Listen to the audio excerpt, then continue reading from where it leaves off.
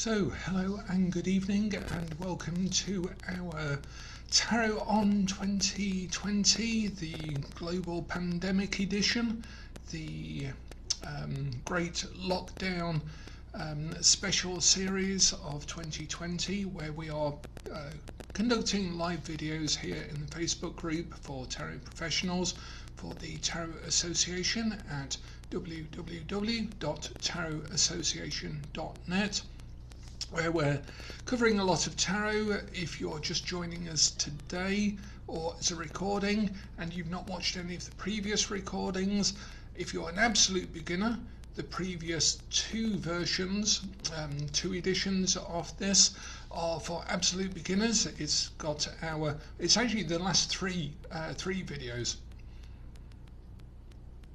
We have the 3-minute method, the 10-minute method, and then pinpointing and bridging of how to join the cards together. So go back 3, and hello to Derek, hello to Adela, hello to Tali, hurrah, hello to Rebecca, Evelyn.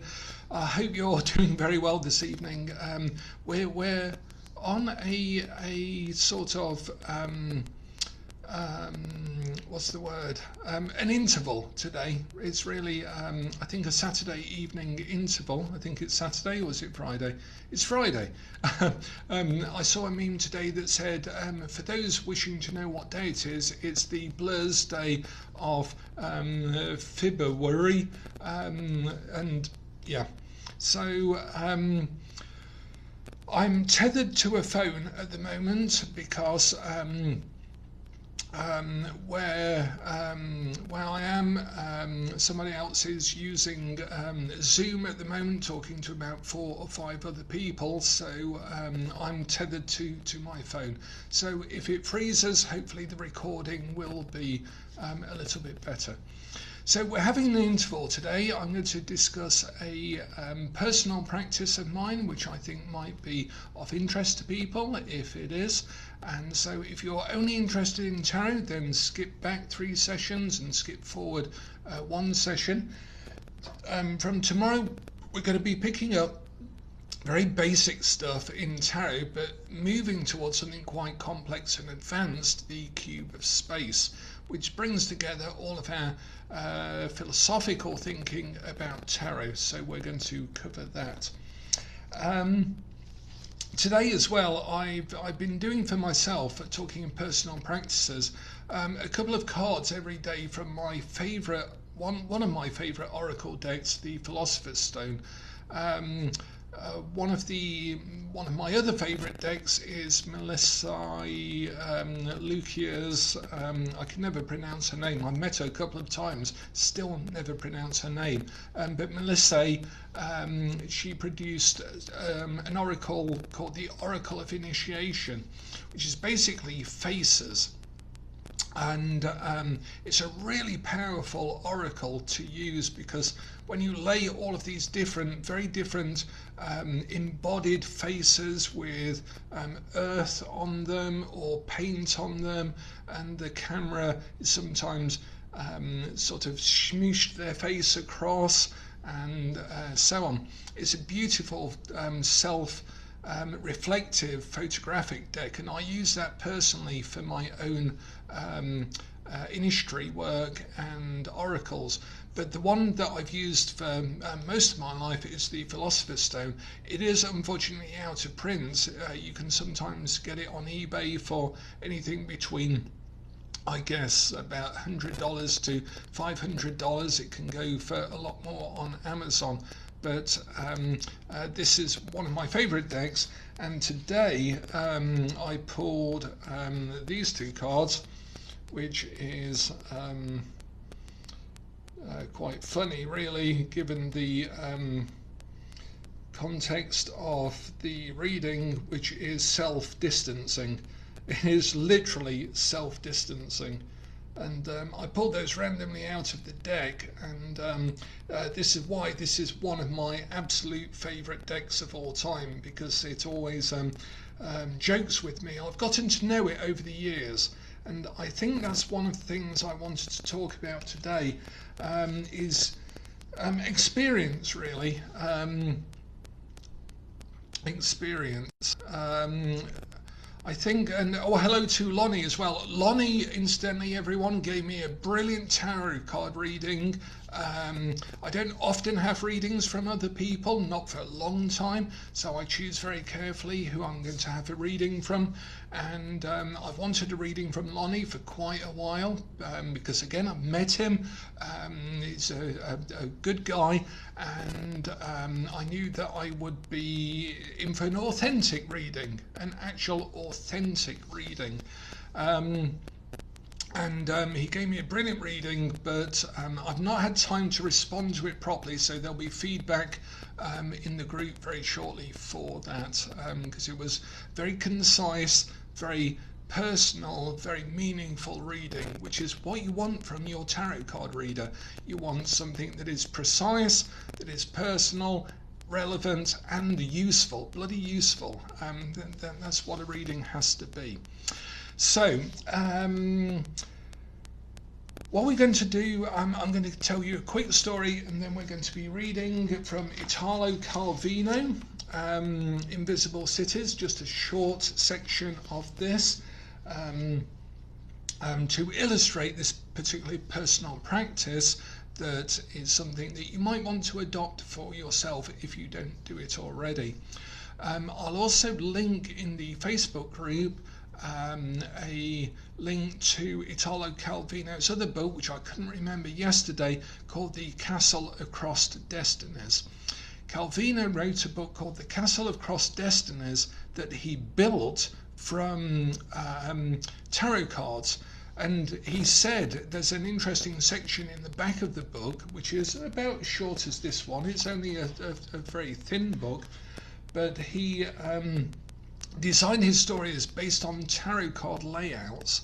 So he laid out the cards, and he wanted to get the story of, for example, some of the Shakespearean stories, some of his own stories, and the conceit of the book is that a group of people gather together in a sort of hotel, but none of them can remember what's happened to them, and none of them can speak.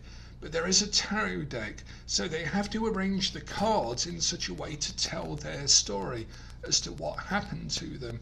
And the book is narrated by a narrator who is describing what is going on. So he says this person pulls out these cards and arranges the cards like so. But it's a very many-layered short story.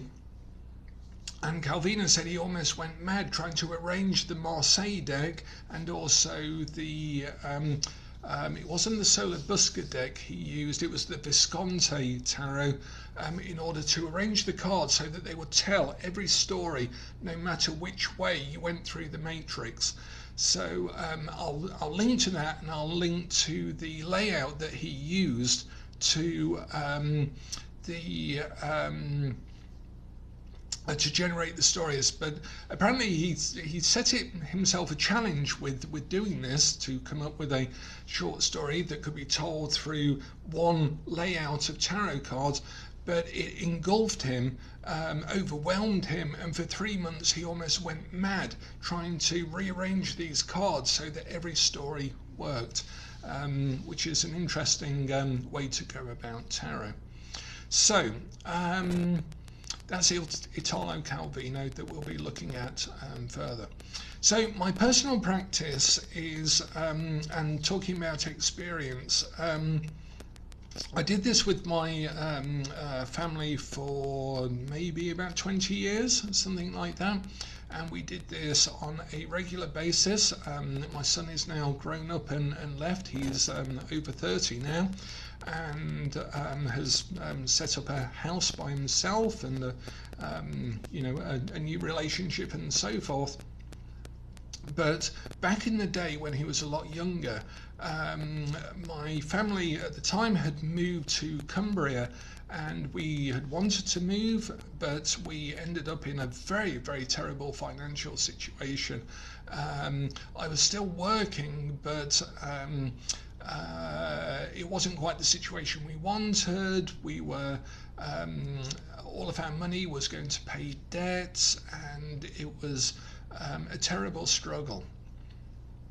But we had decided that we were going to move, and so we did it with intent. But then the cost of that was very heavy, and I'm sure everyone in this group has had similar experiences. So one thing that happened at the time was I became very ill, and I couldn't work, and we had no money at all coming in whatsoever, and the money that was coming in was going to pay off debts first, and so we had literally no food, no medicine, no anything. It was a very desperate time. Now, in the meantime, we'd always been working with what we referred to as the Lares and the Penates, which we're going to talk about today. Now, the Lares and the Penates are two sets of spirits that were known in ancient Rome. And the ancient Romans used to believe that there were two sets of spirits. One that accompanied the family, so a family set of spirits, and one that lived in the house, so spirits of the place, spirits of the house. And we used to have a little altar wherever we lived, where we would put a little shrine up to the Lares and the Penates. And every festival, all of the 8 festivals of the neo-pagan year, the astronomical ones and the agricultural ones, so spring equinox, autumn equinox, summer solstice, winter solstice, Imbolc, Samhain, and so on, we would light a candle, we would ring a bell and ask for a simple blessing of the Lares and the Penates for both our family, the place, and also for our friends and family, and for their health and well-being.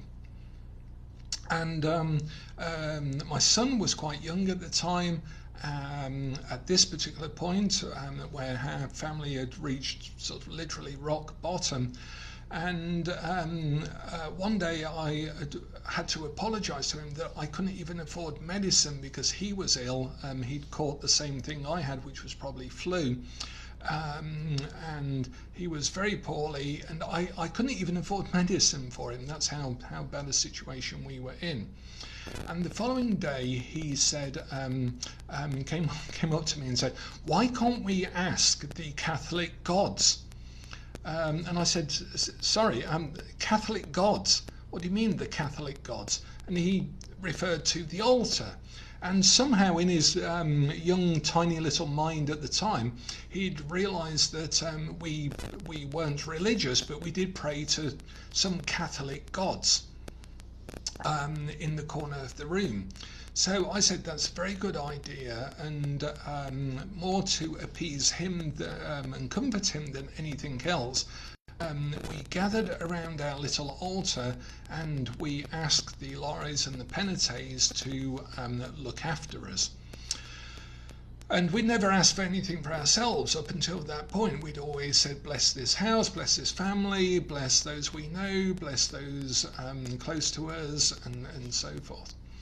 And now, at the time, I worked for a college, a hospitality college in the Lake District, where we'd moved up to, and this was my first job in the Lake District. And it was a college that basically taught hospitality, tourism, and engineering, and farming, agriculture, the sort of main industries of the whole of the Lake District area here in England.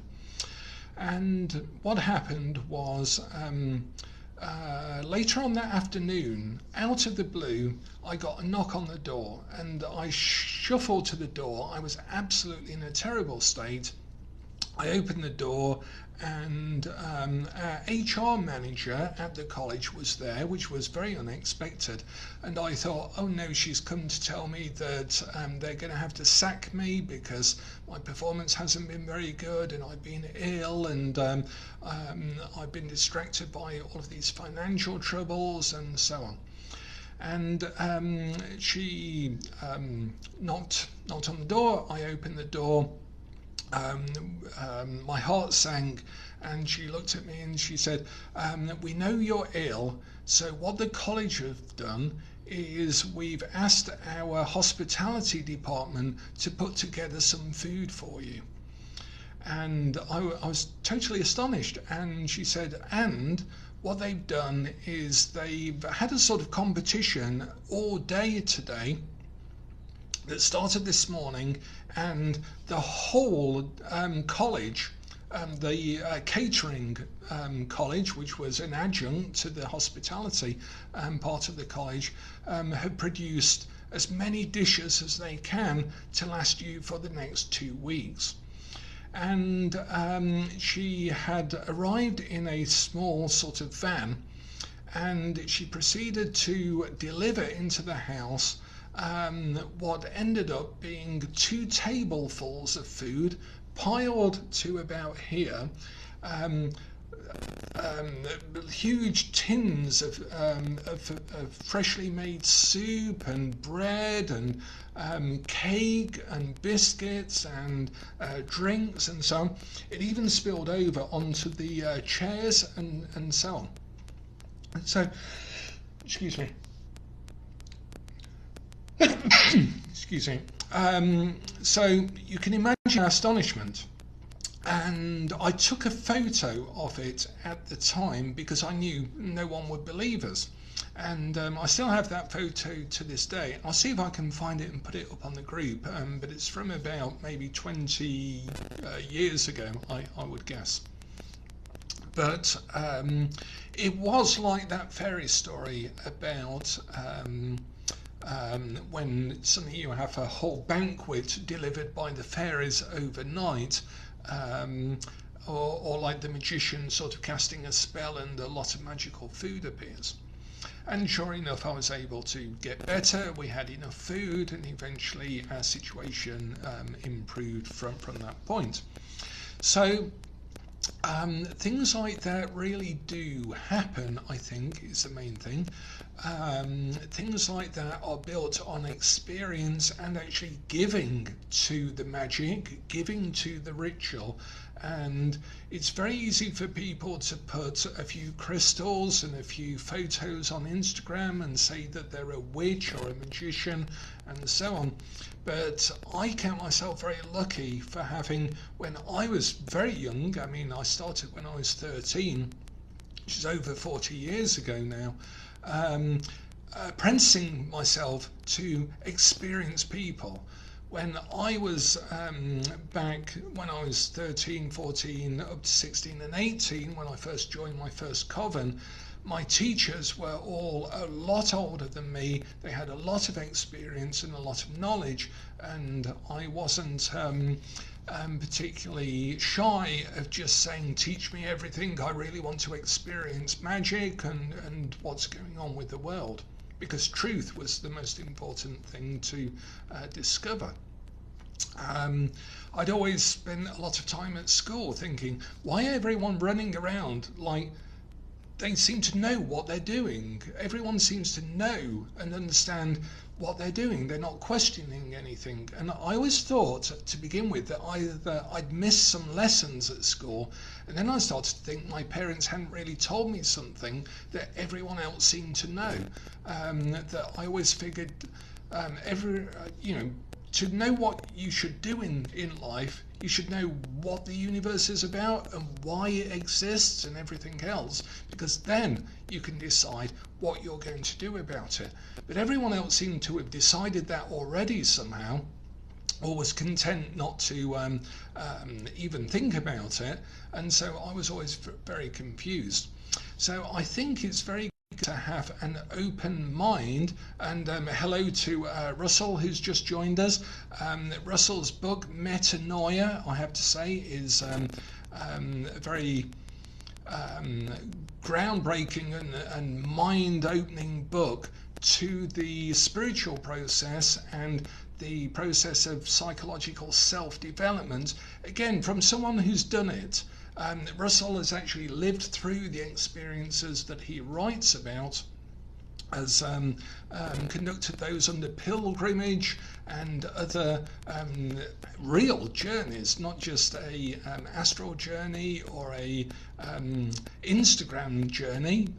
He's actually done these things, and so people like Russell and other people like that who have actually experienced what we're talking about, I do believe that you need to be open to learn from those and never stop learning. And I think that's a very important thing in our interval, in between all of our tarot stuff that we've done and the tarot stuff to come, that this interval section, I just wanted to impress upon everyone. I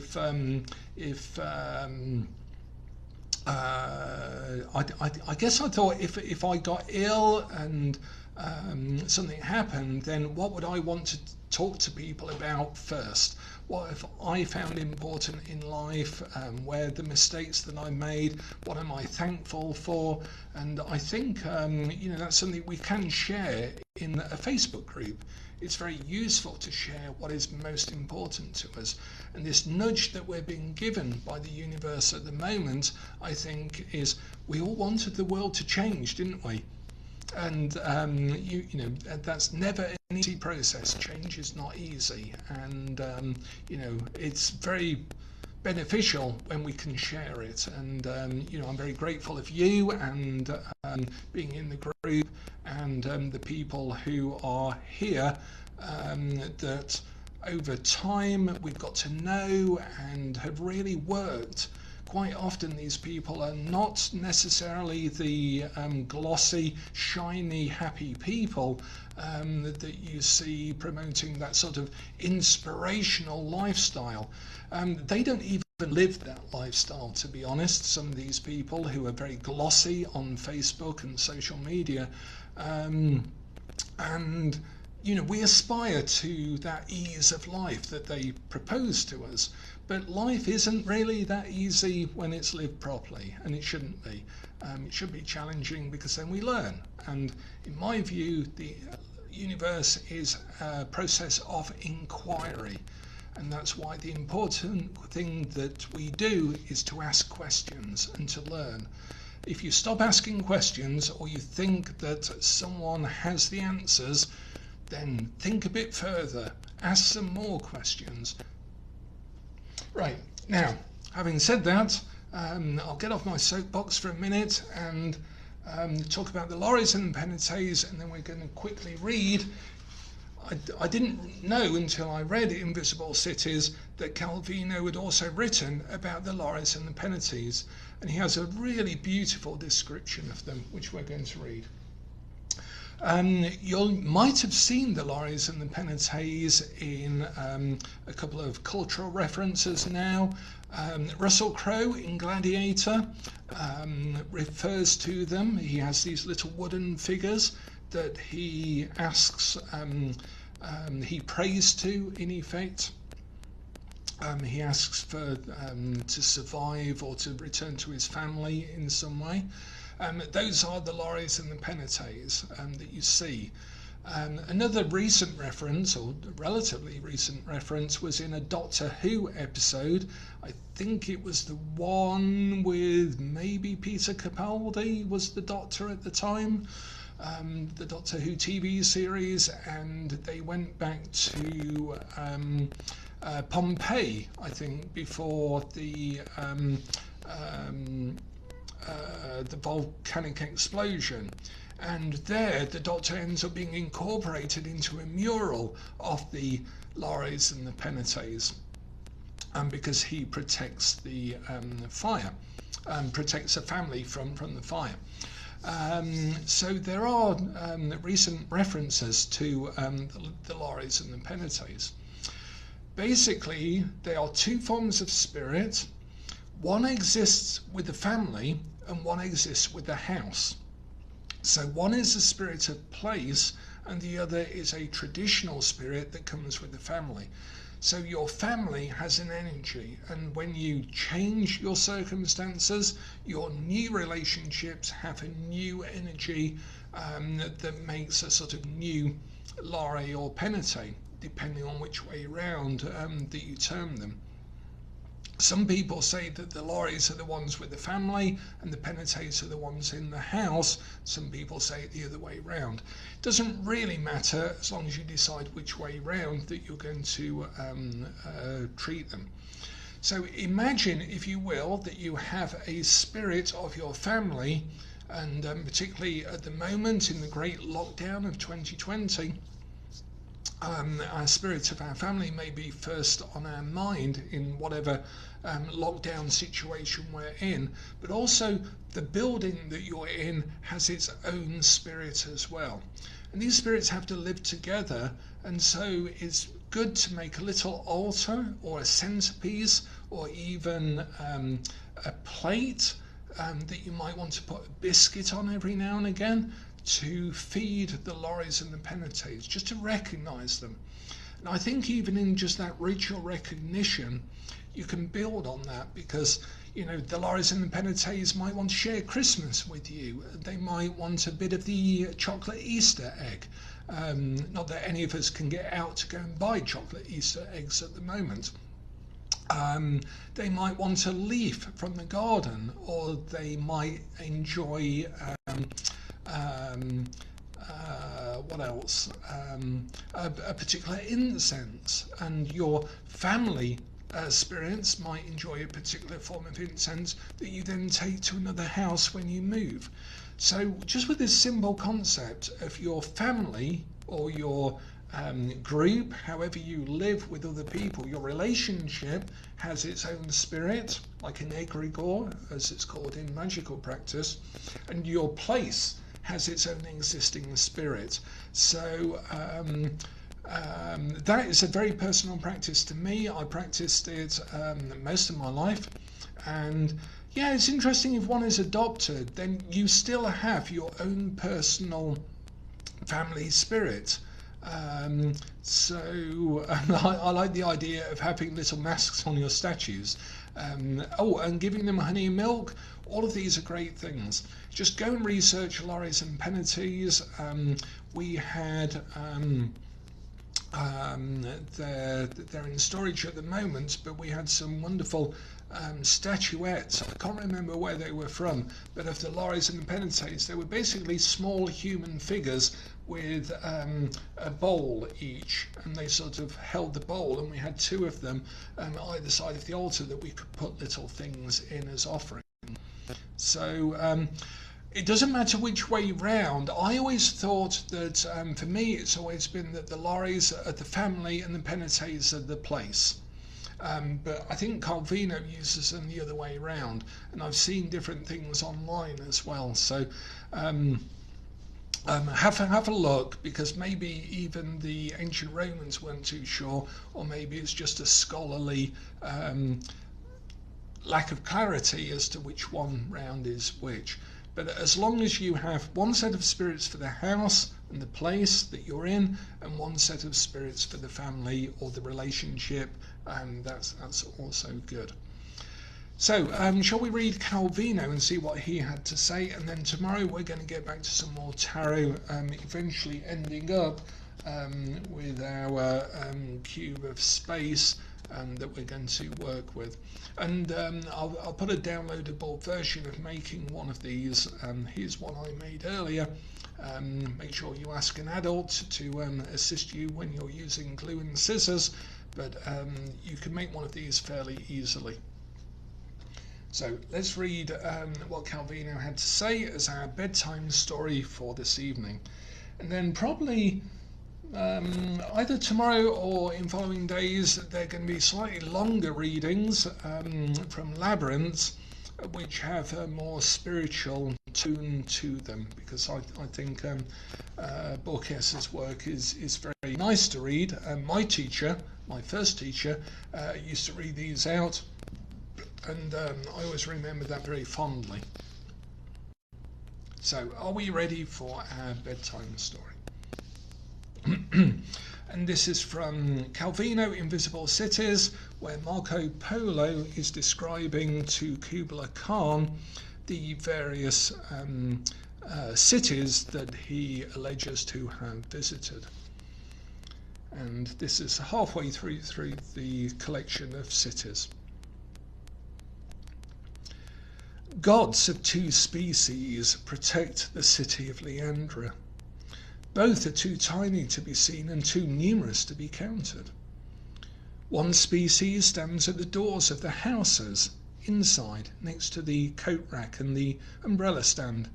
In moves, they follow the families and install themselves in the new house at the consignment of the keys. The others stay in the kitchen, hiding by preference under pots or in the chimney flue or broom closet. They belong to the house. And when the family that has lived there goes away, they remain with the new tenants. Perhaps they were already there before the house existed, among the weeds of the vacant lot, concealed in a rusty can. If the house is torn down and a huge block of 50 families is built in its place, they will be found multiplied in the kitchens of that many apartments. To distinguish the two species, we will call the first one Penates and the other Lares. Within a given house, Lares do not necessarily stay with Lares and Penates with Penates. They visit one another. They stroll together on the stucco cornices, on the radiator pipes. They comment on family events. Not infrequently they quarrel, but they can also get along peacefully for years. Seeing them all in a row, you are unable to tell them apart.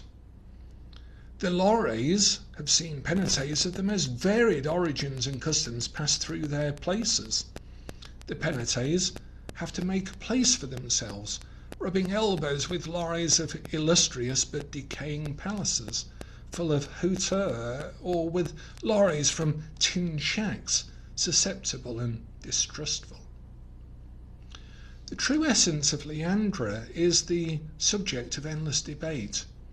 The Penates believe that they are the city's soul, even if they only arrived last year, and they believe that they take Leandra with them when they emigrate. The Lares consider the Penates temporary guests, importune, intrusive. The real Leandra is theirs, which gives form to all it contains. The Leandra that was there before all these upstarts arrived, and that will remain when they have long gone away. The two species do have this in common. Whatever happens in the family and in the city, they always criticise. The Penates bring out the old people, the great-grandparents, the great-aunts, the family of the past. The Lares talk about the environment before it was ruined. But this does not mean that they live only on memories. They daydream of the careers the children will follow when they grow up, the Penates, or what this house in the neighbourhood might become, the Lares, if it was in good hands. If you listen carefully, especially at night, you can hear them in the houses of Leandra, murmuring steadily, interrupting one another, huffing, bantering, amid ironic, stifled laughter.